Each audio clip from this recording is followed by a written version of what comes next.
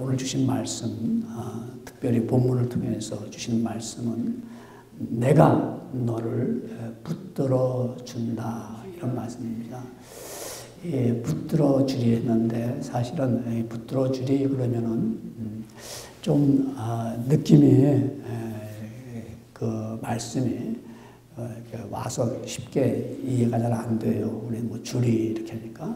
근데 붙들어 준다는 말은 우리 성경 세 번역에 보면은 세 번역의 말씀에 그 말씀은 내가 너를 붙들어 준다 이렇게 말씀하셨습니다. 훨씬 더 쉽잖아요. 붙들어 준다. 여러분 하나님이 우리를 붙들어 준다고 말씀하셨어요. 우리 살다 보면은 저 사람은 뭐 그렇게 성공할 사람이 아닌데 저 사람 배경도 그렇고 또 그리고 뭐 실력도 그렇고 봐서는 그 사람이 성공할 사람이 아닌데 그 사람이 높은 데 앉아 있고 성공한 사람이 됐어요. 가만히 보니까 누군가 그 사람을 이렇게 붙잡아주고 있더라고요. 그 사람을 끌어주고 있더라고요. 그 사람은 그 위에 있는 사람이 붙잡아주는 덕분에 성공도 하고 그리고 권세가 있기도 합니다. 여러분, 내가 막 부자가 되기 위해서 노력하면 될 수 있겠죠. 근데 보면은 누군가가 붙잡아 줬어요. 좋은 사람을 만나서 그 사람이 부자가 되도록 이렇게 잘 길을 열어줬어요. 그래서 그 사람이 그 붙잡힌 바 됐기 때문에 그 일을 이루었어요. 여러분, 우리 살아가면서 나 혼자 살아갔다고 생각합니까? 그럴 수 있을지 몰라도 누군가가 나를 붙잡아줬어요. 어릴 때부터 쭉 붙잡아줬기 때문에 오늘 여기까지 온 줄 압니다. 여러분들도 아마 그런 줄 알아요. 한 번은 공부를 끝나고 났을 때 잡이 없잖아요. 제가 방학 때인데 잡이 없는데 돈은 필요했잖아요. 그런데 어플리케이션을 넣었어요. 발전기 만드는 회사인데, 근데 저는 아무 경력도 없고 쓸 거 아무것도 없어 어플리케이션에. 그래서 같이 간 사람이 너는 쓸 것도 없으니까 전부 다 너라고 쓰래요. 전부 다 경력이 전부 너나. 근데 그 사람이 말하면 저를 일을 주겠다고 하더라고요. 나오라고 그래요. 다음 주부터 나와서 일을 하라는 거예요. 그래서 가서 발전기 만드는 공장에 가서 일하는데 돈도 많이 주더라고요. 한 달 일했는데 그 당시 한 1,000불, 1,000 몇백 불을 벌었어요. 한 달 일했는데요. 근데 더 하라고 하는데 저는 목사인데 더 일 와야 된다고 그래서 그만뒀습니다만은 그때 그 사람 날 붙잡아주면서 뭐라고 그러냐면요. 내가 너 돈 줄 테니까 주일날도 오라는 거예요. 주일날은 200% 준다는 거예요. 토요일날로 와서 일하라고. 토요일날은 150% 주고요. 근데 제가 주일날 못한다. 난 목사기 때문에. 어떻게든 그 사람이 저한테 일을 줘서 돈을 만들어 주려고 그러고요. 너 끝나고 와서 이 회사 다녀오라고 그래요. 내가 안 한다고 그랬어요. 이런 게 붙잡아주는 게 얼마나 좋은지 몰라요. 우리 여러분, 이 붙잡힌 바 되는 거, 우리 여러분, 바다와 노인이라는 책을 읽으면 다 접했습니다. 이 바다와 노인을 쓴 작가는 어네스트 헤밍웨이라는 사람이시죠. 여러분, 노벨상도 탄 분입니다만은, 그 사람이 참 글 쓰는 재주가 없었어요. 작가의 소질이 없었어요. 그야말로, 정말, 작가로서는 그렇게 픽택될 수 있는 어떤 재능도 없었습니다. 그런데 그 사람이 1919년에 20살 때죠. 앤더슨이라는 사람을 만납니다. 앤더슨이라는 사람이 그 작가인데 그래서 그 앤더슨을 만나면서 헤밍웨이가 이 사람이 거기서 공부를 합니다. 작가에 대한 공부를 하고 그 글을 쓰는 것을 공부하기 시작합니다. 그래가지고 그 앤더슨을 통해서 이 헤밍웨이가 문학에 대한 기교를 배우게 됩니다. 그래서 같이 먹고 같이 산책하고 같이 앤더슨한테 얘기를 듣고 어떻게 쓰면 되느냐. 그래서 앤더슨이라는 그분이 이제 출판사를 연결해 줘가지고 이 사람이 글을 쓴 것이 이제 책으로 나오게 되고 그래서 일약 스타가 됩니다. 돈을 많이 벌었어요. 그런데 이제 나중에 보니까 헤밍웨이가 자기가 다 소진됐습니다. 전에는 앤더슨이라는 사람을 통해서 자기가 배웠고 썼는데 이제는 자기의 힘이 다 떨어졌어요. 그래서 마치 자기는 건전지에 배터리가 다 간 사람 같다. 나는 이제 다 떠나, 내 속에 있는 에너지가 다 없다는 거죠. 그리고 마치 옛날에 우리 진공관 라디오가 있었습니다. 그 라디오를 딱 키면 불이 착 들어오잖아요. 그 진공관 거기에요. 근데 이제는 불도 안 들어오는 그런 자기의 불도 안 들어오는 그런 진공관 같다는 것입니다. 그래서 이 사람이 나중에는 어떻게 해요? 자살하지 않습니까? 자기가 자살하고 죽음을 맞이합니다. 여러분, 이 해밍웨이가 그 부모님이 크리스찬이었습니다. 예수 믿는 사람이었고, 해밍웨이에게, 자녀에게 복음을 가르쳤습니다. 그런데 이 해밍웨이는 하나님께 붙잡히는 것을 몰랐습니다. 여러분, 하나님에 대해 무지했기 때문에 그렇습니다. 우리가 하나님을 믿는다는 것은 무엇입니까? 하나님께 붙잡혔다는 것이죠, 우리가. 여러분, 우리가 세상에 헛된 것들에 붙잡혀 사는 사람들은 하나님께서 나를 붙잡고 있다는 사실을 잊어버리고 모르고 살고 있습니다. 그렇기 때문에 내가 세상 것을 붙잡으려고 그러고 오히려 세상 사람들이 나를 붙잡아 주기를 원하고 있습니다. 왜 나 혼자라고 왜 힘들다고 말하고 누가 나를 좀 붙잡아 달라고 말합니다. 그러나 하나님을 믿는 사람은 하나님을 붙잡고 있다는 사실을 알고 있습니다. 하나님 그것을 우리에게 말씀하고 깨닫게 해주셨습니다. 오늘 본문 이사야서 41장 10절에 보면은 이렇게 말씀하고 있습니다. 두려워하지 말라. 내가 너와 함께하리라. 놀라지 말라. 내가 너를 도와주리라. 내가 너를 굳세게 하리라. 참으로 내가 너를 도와주리라. 참으로 나의 의로운 오른손으로 너를 붙들려고 말씀하셨습니다. 하나님이 우리를 붙들어 준다는 말씀입니다. 하나님이 우리를 붙들어 준다. 그걸 어떻게 할 수가 있을까요, 여러분? 내가 하나님 나를 붙들고 계시다. 붙들어 준다. 그걸 알 수 있는 것은요, 내가 하나님의 자녀로 선택받은 사람입니다. 여러분 보세요. 예? 온 우주의 왕이신 하나님은 우리를 하나님의 자녀로 선택하셨습니다. 실수하지 않았습니다. 하나님은 몰라가지고 실수해서 택해고 놓으니까 얘가 형편없는 사람이네. 그렇게 하지 않았습니다. 하나님은 실수하지 아니하고 우리를 분명하게 택했습니다. 여러분, 아이비리그 대학에서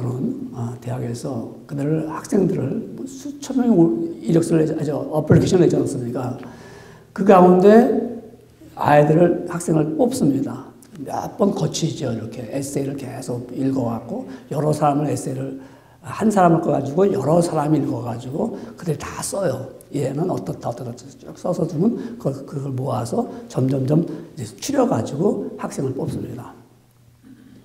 뽑고 나서는 그 다음에 그들이 입학을 하게 되면은 뭐라고 얘기할까요? 입학한 학생들에게. 이렇게 말합니다. 우리 학교는 여러분들을 뽑는데 실수하지 않았습니다. 정말 우리는 여러분을 뽑을 때 실수하지 않고 뽑았기 때문에 그다음부터는 이 학교가 다 책임지는 거예요. 학교가 100% 책임지는 거예요. 이 학생이 공부를 못해서 뒤떨어지면 어떻게 해서 이 학생을 끌어올려가지고 졸업을 시키려고 합니다. 그게 다 좋은 대학들은 그래서 보통 90% 이상 졸업생을 만들어내는 거예요. 왜? 실수하지 않았기 때문에. 만약 우리 바보 같은 애 뽑아놓고서는 또 공부하라 했으면 되겠습니까? 그러니까, 그러기 때문에 학교에서는 일단 뽑았다, 선택했다. 우리는 실수하지 않았습니다. 그 얘가 스미스 대학에 그렇더라고요. 스미스 대학에서 첫날 입학할 때 총장이 학생들에게 말합니다. 우리는 실수하지 않았습니다. 하나님은 실수하지 않았습니다. 우리를 뽑으실 때 내가 좀 비록 못났고 부족하고 어렵을지라도 하나님은 실수하지 않으시고 뽑을 때 뭐라고 말씀하셨냐면 본문 41장 9절에 말씀하기를 내가 땅끝에서부터 너를 붙들며 땅끝에서부터. 그야말로 땅끝이 어디입니까? 이스라엘 백성들이 애굽에 있을 때 그들은 땅끝이었는데 다 끝났어. 애굽에서 종살이 하면서 희망이 없어. 우리 여기 끝이야. 인생은 여기서 끝날 거야. 근데 하나님 그때 그 땅끝에서도 그들을 붙들어냈어요. 그리고 내가 너희를 택했다는 거예요. 택해서 가나안 땅까지 끌고 왔어요. 근데 이들이 우상을 섬기는 거예요.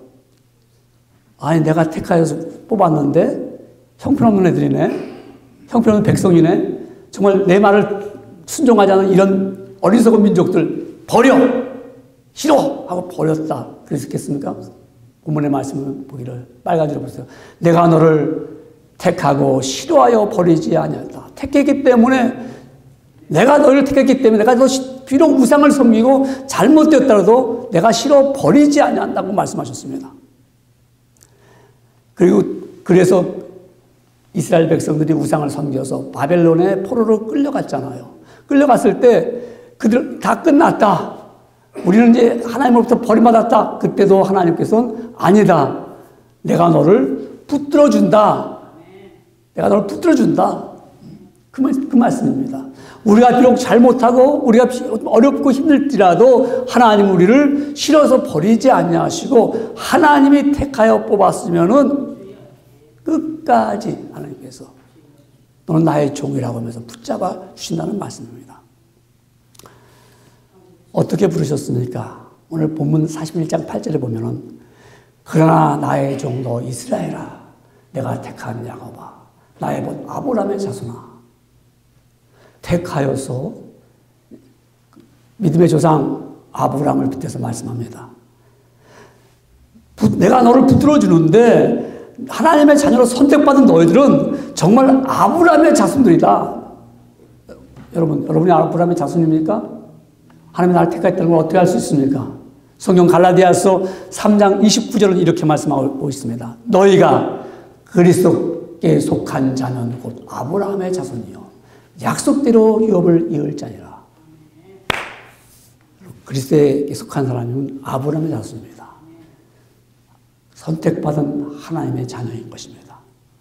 아브라함의 자손이기 때문에 하나님이 주신 약속 그 유업을 받습니다. 여러분, 우리가 그리스도께 속하지 않았다면 우리는 하나님을 우리가 택할 수 있을까요?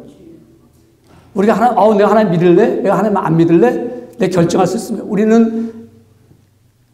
우리의 조상들은 아담은 하나님의 말씀을 버렸다고요. 우리 인간 모두들은 하나님의 말씀을 순종하기보다는 버리기를 원합니다. 도저히 우리는 하나님을 택할 수가 없습니다. 우리는 길도 없습니다.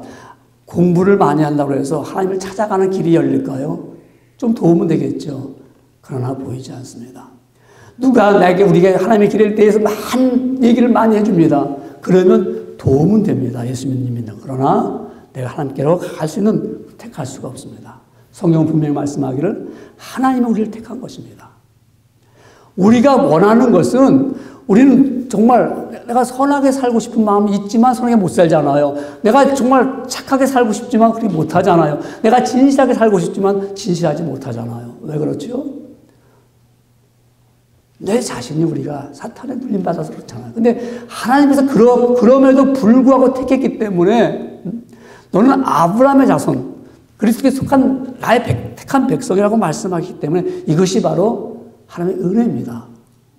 정말 하나님께서 나를 선택해 주셔서 그리스도께 속한 사람으로서 하나님의 자녀 삼아 주신 것. 내가 비록 잘못했더라도 나를 버리지 아니하시고 내게 은혜를 주시네. 붙들어 주신다는 겁니다. 내가 너를 붙들어 주신다. 여러분 사람들은요. 선택했다가도 내 마음에 들지 않으면 버리잖아요. 사람들은 선택했다가도 나를 배신하면 버리잖아요. 근데 하나님은 배신했는데도 버리잖아요. 끝까지 하나님은 나를 붙잡고 계십니다. 선택받은 하나님으로서. 그래서 여러분 우리가 하나님을 아버지라고 부른다는 것은 하나님의 자녀된 것이기 때문에 하나님 나를 붙들고 계시구나는 것은 그의 고백입니다. 하나님 아버지라고 부르는 하나님 아버지. 이게 여러분 귀한 은혜죠. 내가 하나님 아버지라고 부를 수 있다는 게 이게 하나님 나를 자녀 삼으셨다는 이 증거고요. 나를 붙잡고 있다는 겁니다. 그러니까 어디가 있든지 하나님 아버지. 보스턴의 성결교회에서 목회하시던 목사님이 언제 은퇴하셨는데 그 목사님이 한번 이런 말씀합니다. 자기가 신학교 다닐 때 너무 힘들고 너무 고생스러울 때입니다. 정말 배가 고파서 꿀꿀이죽을 사서 먹을 정도로. 꿀꿀이죽이 뭐냐면 미군 부대에서 나온 그 짬밥을 다 끓여가지고 그래가지고 이렇게 퍼서 사 먹잖아요. 그죠? 그 먹다 보면 거기 담배가 꽁꽁 나온대요. 그래서 뱉기도 하고. 근데 그 목사님이 자기를 이렇게 참 이렇게 잘 서포트도 해주고 또 자기를 잘 이렇게 도와주는 권사님이 한 분 계셨답니다. 그래서 그 권사님이 정말 자기를 아들처럼 여긴대요. 그래서 자기도 이제 권사님 하지 않고 어머니 그랬답니다. 근데 그 권사님 분이 장로님이신데, 근데 이제 그 권사님이 어머니 집을 한번 갔대요. 가서 이제 그 집에 가서 자기가 이제 어머니로 이제 삼았으니까 당연히 장로님도 아버지 아닙니까, 그렇죠? 그래서 이제 그 집에 가서 방문을 해갖고 이제 밥을 먹고 그러면서 아유 이제 이분이 아버님 참 오늘 참 잘 먹었습니다. 그랬더니 이 장로님이 갑자기 얼굴이 갑자기 확 변하더니 학생 내가 왜 당신 아버지인가? 그 말에 그냥 갑자기 마음이 확 다치더래요. 아니 당신이 어떻게 내 아들인가? 그래서 예 하고 그냥 말끝을 내렸다고 그 다음부터 한마디도 못했다는 거예요. 여러분 이게 아버지라는 게 이게 보통 아무나 그냥 길 가는 사람 나이 많은 아버지 이런 아버지가 아니고 그때는 진지한 거 아닌가. 장로님도 내가 너를 붙잡아줘야 돼. 내가 너 고학생인데 내가 아버지라고 그러면 난 놀래가 너를 붙잡아줘야 돼. 그러기 싫잖아요. 길에 다니는 아버지 나이 많은 사람 아버지 이런 아버지가 아니고요. 그런 붙잡아준다는 말 때문에 아니야 난 너의 아버지 아니야. 여러분 우리가 하나님 아버지 할 때 하나님 한 번 하나님이 야 내가 너희 어떻게 아버지냐 한 적이 없어요. 하나님을 아버지하고 부를 때 하나님께서는 그래 왜 그럴까요? 내가 널 붙잡고 있으니까. 여러분 내가 하나님의 자녀인 것을 어떻게 할 수가 있느냐? 하나님 나를 붙들어 준다고 말씀하신 걸 어떻게 할 수 있느냐? 그야말로 내가 예수님이 나의 구주라고 고백하잖아요. 내 안에 거룩한 영, 그리스도의 영이 있기 때문에 내가 아버지라고 부르는 거예요. 그리스도의 영이 없으면 결코 내가 하나님을 아버지라고 부를 수가 없어요. 우리 요한일서 4장 2절에 말씀하기를 하나님의 영은 이것을 알지니 곧 예수 그리스도께서 육체로 오신 것을 시인하는 영마다 하나님께 속한 것이요 그랬습니다. 예수님이 이 땅에 오셨는데 나를 위해서 오셨다는 겁니다. 이걸 시인하는 자마다 내가 하나님의 자녀된 것을 아는 거예요. 나를 붙잡아 주기 때문에 내가 하나님을 아버지라고 부르는 거면 내 안에 그리스도의 영이 있기 때문에 그렇습니다. 성령님이 내 안에 거하기 때문에 그렇습니다. 성령님이 내 안에 거하지 않으면 내가 하나님을 아버지라고 부를 수가 없어요. 왜냐하면 누구든지 예수를 거룩 성령으로 하지 않으려고는 예수님을 주라고 부를 수 없다고 그랬거든요. 여러분 내가 예수 그리스도를 내가 하나 통해서 아버지라고 부를 수 있는 거 이게 참 내 안에 거룩한 영이 있다는 거예요. 나를 붙잡고 계시는 거예요. 그래서 주 떠나가시면 나는 헛되는 거예요. 여러분요. 주님이 나를 붙잡고 계시는데 주님이 내 안을 붙잡고 있기 때문에 내가 존재하고 있는 것이고 내가 오늘도 주 예전에 나와 예배하고 드리고 내가 주님께 영광을 돌리고 내가 주의 자녀됨을 확인하는 것이 내 안에 그리스도 영 성령이 거하기 때문에 그렇습니다. 주의 영이 떠나버리면요 예배 드려 나오지를 못해요. 이 시간에 대해서 값지고 귀한 것을 몰라요.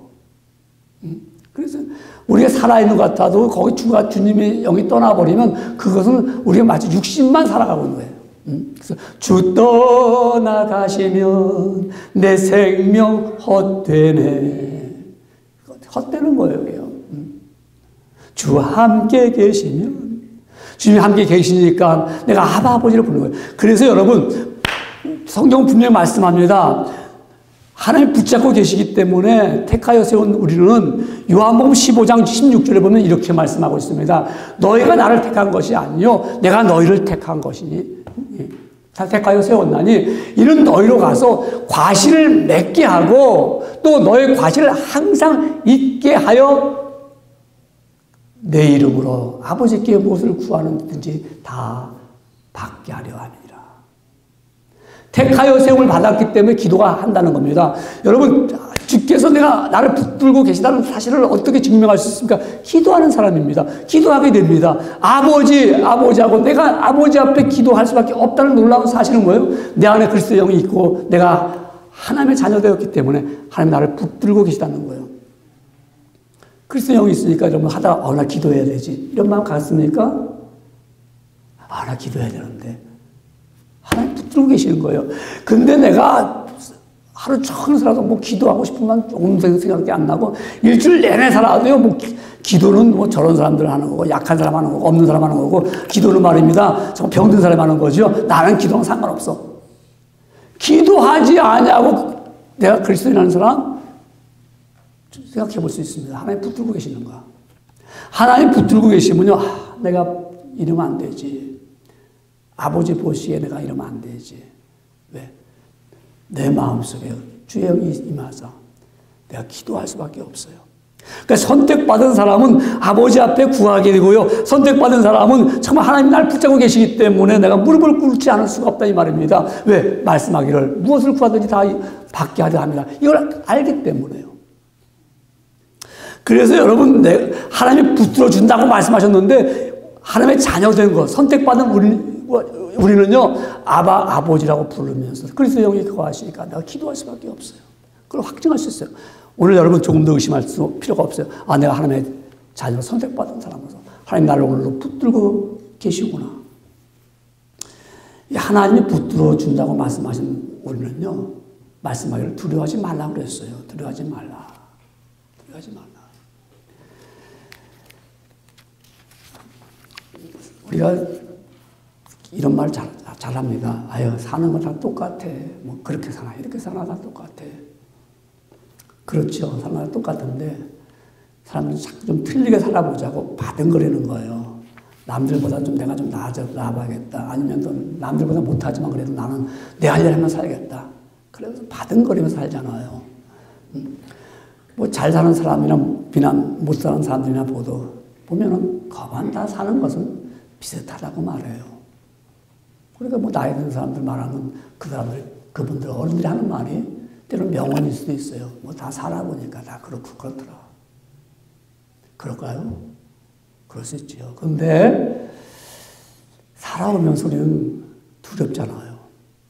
그렇고 그런 것 같은데 다 같이 두려움이 있어요.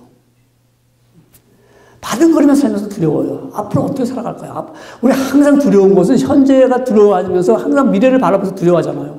내일 어떻게 할까? 지금 이렇게 늘 두려워하면서 삽니다. 그래서 이 두려움 때문에 우리는 항상 환경의 지배를 받게 되어 있습니다. 바로 오늘 본문의 말씀처럼 이스라엘 백성들이 이들이 가나안 땅에 있을 때는 좋았잖아요. 하나님이 함께 하심을 그들은 알았습니다.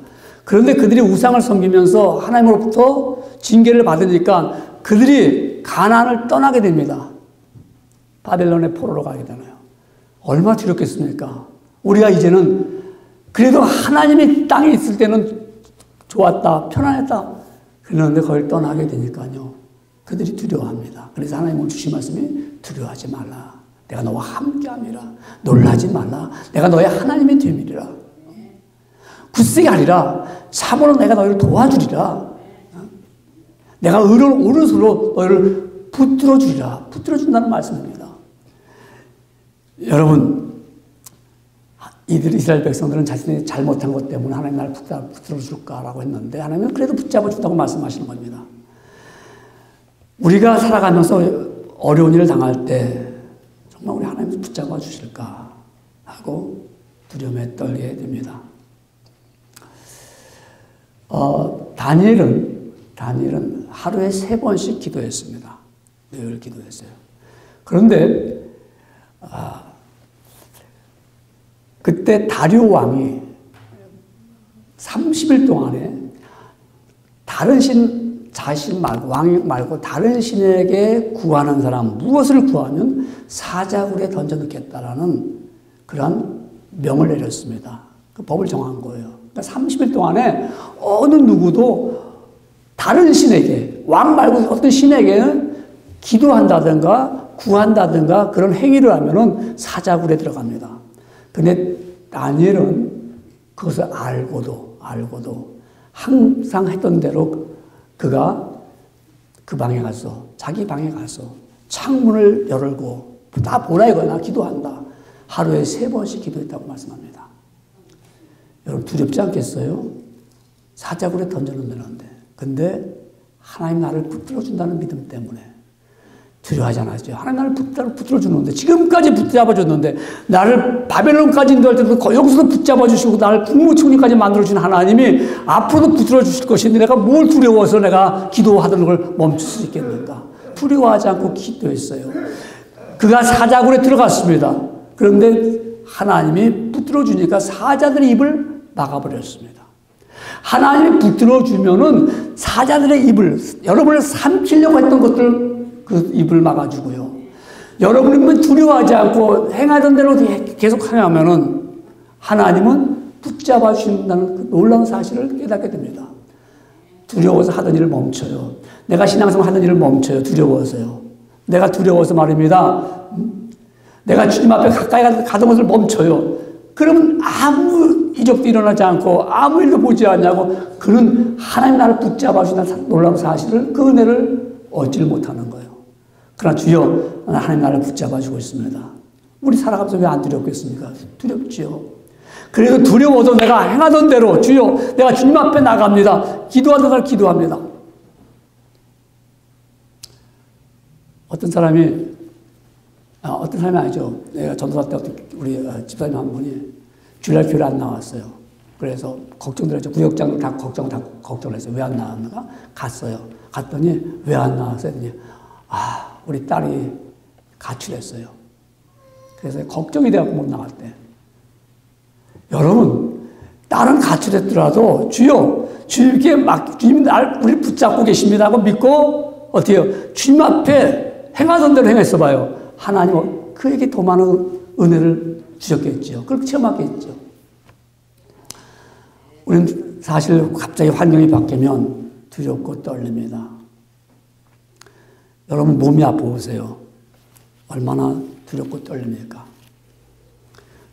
그러다가 나중에 포기하는 거예요. 그냥 이렇게 살다가 이런 마음을 갖게 됩니다. 그러나 여러분, 하나님께서 우리에게 그러한 두려움과 걱정과 떨림이 오길 걸 아시기 때문에 두려워하지 말라는 거예요. 두려워하지 말라는 거예요. 고통 중에 있을 때 우리는 두려움에 떨고 정말 우리가 포기하기 쉽고 주저앉고 싶을 때 주님은 내가 너를 붙들고 있다는 사실을 증명하고 있습니다. 던킨스 목사님이라는 그 목사님이 쓴 글 가운데 이런 말을 했습니다. 의사라든가 정신과 시술자들, 또 정신치료의사들, 어떤 심리학자들도 일찍이 환자를 고친 사람은 없다라고 말합니다. 정직하고 자존심 있는 의사라면은 내가 환자를 고쳤다는 말을 하지 않는다고 말합니다. 여러분, 의사분들이 환자를 수술하고 처방을 하고 약을 줍니다. 그러니까 더 이상 발전하지 않도록 하는, 고치는 게 그거잖아요. 더 이상 진전되지 않도록 약을 쓰는 거잖아요. 수술하는 것도 더 이상 그걸로 인해서 몸이 장기가 망가지지 않도록 하기 위해서, 회복하기 위해서 하는 겁니다. 거기까지의 의사가 하는 거예요. 거기까지는 항상. 그러면 고치는 분은 하나님이 고쳐주시는 거예요. 그러니까 그래서 제가 그 얘기를 했더니 제가 이제 이 말씀을 한 걸 얘기했더니 한 의사분이, 우리 정진영 집사님 아들이 의사 아닙니까? 맞습니다, 목사님. 우리는 처방하고 약을 줘서 우리가 하나까지 고치는 건 하나님이 고치십니다. 그거 왜 그럴까요? 똑같이 아픈 사람, 똑같은 사람에게 똑같은 약을 썼어요. 똑같이. 근데 한 사람은 치유받고 한 사람은 치유를 못 받습니다. 똑같은 사람, 똑같은 체중에, 똑같은 상황에서 똑같은데 이 사람은 고침을 받아요. 하나님이 붙들고 계시면 취함을 얻는 거예요. 우리는 다 두렵잖아요. 떨리잖아요. 근데 하나님이 붙잡고 계시면은 예수님께서 손이 마른 환자를 보면서 야, 손을 내밀어라 했을 때 손을 내밀었어요. 그가 고침을 받았습니다. 손이 회복되었습니다. 주께서는 우리를 붙잡고 계실 때 말씀하시면 그 말씀을 가지고 주여 주님이 나를 오늘도 붙잡고 있습니다. 우린 두렵습니다. 그러나 주님이 나를 붙잡고 계심을 믿습니다. 그러면 우리는 어떻게 할까요? 가던 길을 가는 거예요. 하던 일을 하는 거예요. 내게 주신 사명이 있습니다. 하나님, 이 할 일가 너무 두렵고 떨려요. 그럴 때 어떻게 해요? 하나님 나를 붙잡고 계심을 믿을진데 그 일을 해나가는 거예요. 여러분, 오늘 성경 말씀합니다. 주의 의로운 오른손으로 축복의 손이죠. 나를 붙들어준다고 말씀하고 있습니다. 주께서 또 주의 구원하는 방편을 내게 주시며 주의 오른손으로 나를 붙들어주고 온유하며 나를 크게 한다고 말씀하고 있습니다. 여러분, 우리 하나님께서 나를 붙잡고 계십니다. 여러분을 붙잡고 계십니다. 그래서 히브리서 13장 6절에 말씀하기를 그러므로 우리가 담대히 가로되 주는 나를 돕는 자시니 내가 무서워하지 아니하겠노라. 주는 나를 돕고 있습니다. 여러분 무서워하지 마십시오. 사람이 내게 어찌하여 가. 여러분 두려워하지 마십시오. 아무런 소망도 없어 보이는 상황을 만날 수 있습니다. 그 가운데도 하나님 우리를 도와주시고 우리를 붙들고 계십니다. 흔들림 없이 붙들고 계십니다. 그래서 여러분을 등에 건져주실 것입니다.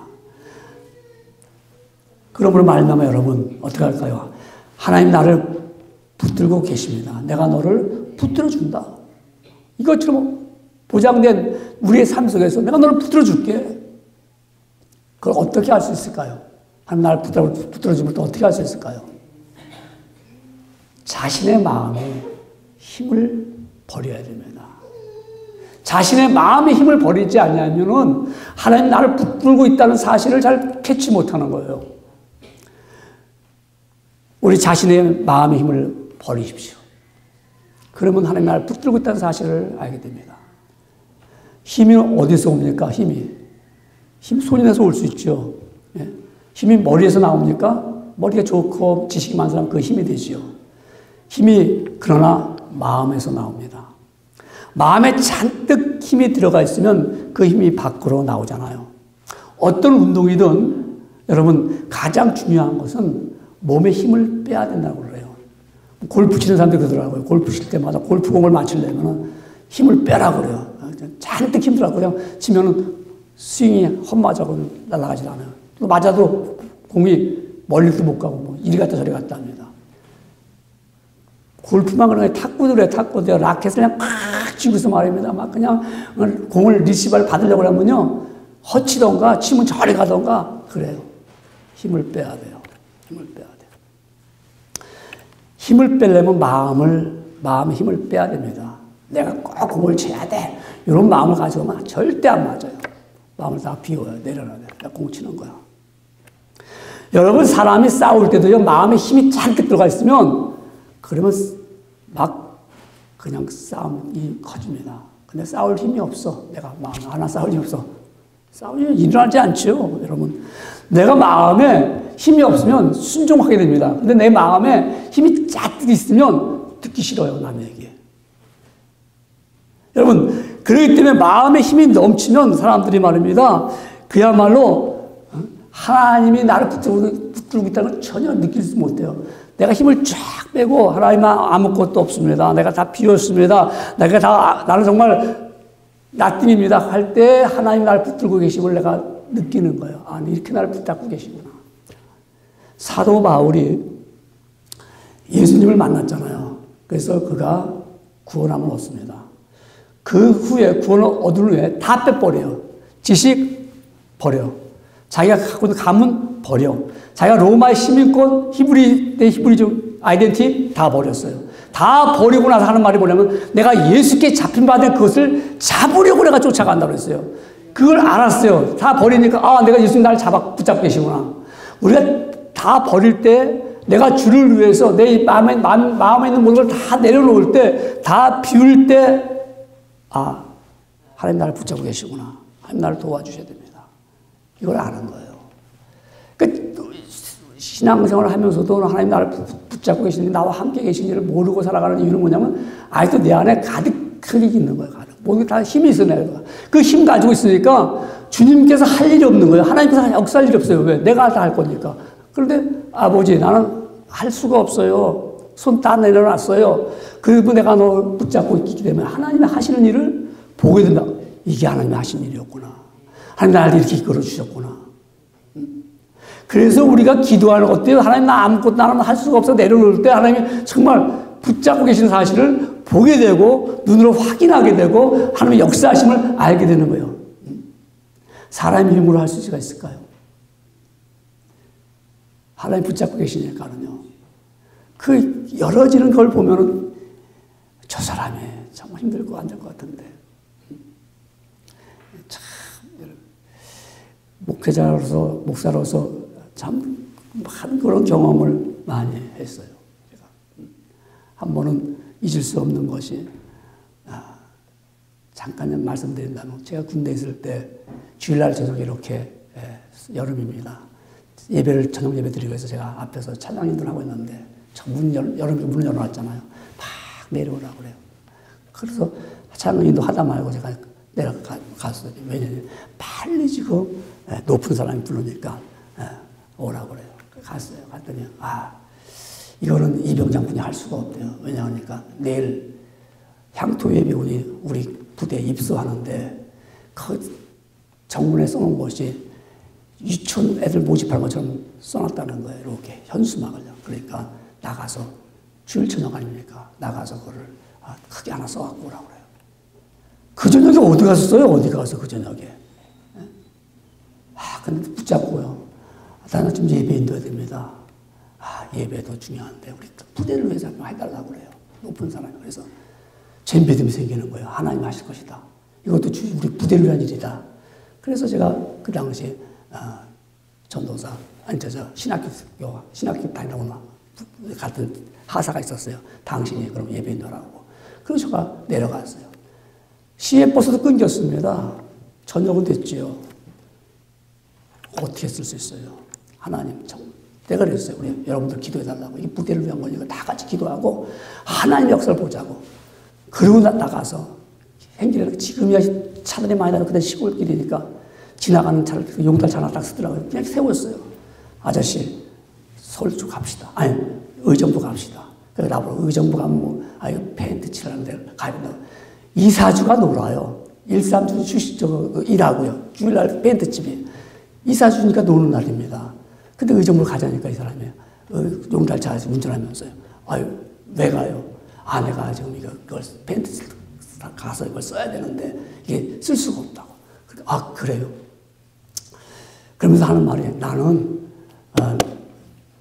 나는 지금 의정부 전화 걸러 가는데요. 옛날에 전화 걸러 가는 거니까 이 사람 동네 사람이에요. 그래서 아저씨 서울 그러면서 아시 아는 사람 있을까? 내가 수요일에 가면은 우리 그 밴드집 하는데 안 돼요. 그래서 아저씨 그럼 거기까지 갑시다. 나 지금 전화 걸러 쓰레빠스 끌고 갔는데 가야 됩니다. 이제 마음이 감동을 받았어요. 그래서 수요일까지 간 거예요. 저 서울까지. 서울 가니까 벌써 밤 10시가 다 되잖아요. 그러니까 들어가면서 문 캄캄한 골목인데 문 닫았어요. 밴드집 닫았어요. 두드렸어요. 그 나왔어요. 사다 말고 이 군인 아저씨가 향토 예비군 입소를 써달라는데 이게 어때요?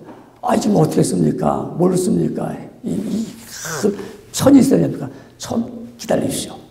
거기서 택시를 타고 수유리시장을 갔어요. 수유리시장 가서 천을 사가지고 양쪽 박아야 나무를 끼잖아요. 보니까 양복좀 다 묻었어요. 양복좀 들어가서 그걸 다 박았어요. 박았고 그밤 10시 반이 넘었죠 이제. 그런데 그분이 그걸 썼어요. 아저씨 내일 아침에 말려야 되니까 그럼 내가 내일 6시 부터 7시까지 들어야 되니까 이건 맡겨놓으세요. 써놓고 내가 잘해요. 저거라고.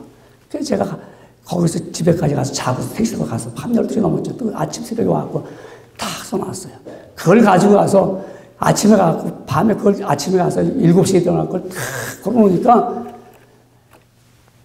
대장이 출근하면서 하루 밤에 그냥 이걸 만들어 놓으니까 이게 어쩐 일이냐고 말이야. 언제 예비군들 들어올 텐데. 제가 잊을 수 없는 게 하나님이 이렇게 역사하신다. 붙들고 계시니까는 캄캄한 길 갖고 아무것도 없는데 믿음이 생기는 거예요. 내가 나가서 하면 되겠다. 나가니까요. 길이 열어지는 거예요. 제가 그걸 간증하고 있어요. 좀 길어졌습니다만.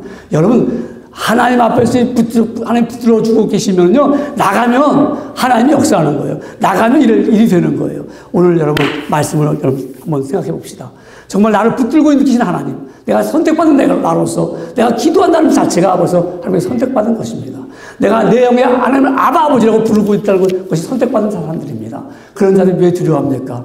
여러분, 두려워하고 우리는 떨릴 수 있습니다. 무서워할 수 있습니다. 그러나 여러분, 두려워하지 마십시오. 내가 마음을 비우면 하나님께서 나와 함께 하심을 믿습니다. 아버지, 오늘날 나와 함께 하심을 믿습니다. 여러분, 예수님의 영이 우리 안에 있기 때문에 하나님께 예배를 드리고 말씀을 듣습니다. 그리고 기도를 합니다. 이것이 하나님의 은혜로 택함을 받았다는 증거입니다. 하나님 나를 붙들고 있음을 확신합니다. 그러나 우리는 여전히 예기치 않는 생활 속에서 두렵고 세상의 것을 바라보면 떨리기도 합니다. 그러나 하나님 말씀하셨습니다. 두려워하지 말라, 떨지 말라. 내가 너와 함께하며 너를 붙들어 준다고 말씀하셨습니다. 그렇다면 내가 힘든 환경을 헤쳐나가려고 잔뜩 어깨에 마음에 힘을 넣지 마십시오. 힘을 오히려 빼십시오. 다 빼고 가만히 주님께 맡기십시오. 하나님이 붙잡고 계심을 깨닫고 함께 하심을 하게 됩니다. 우리는 주저하지 않고 하나님을 향하여 앞으로 달려갈 때 믿음의 용사들이 될 것입니다.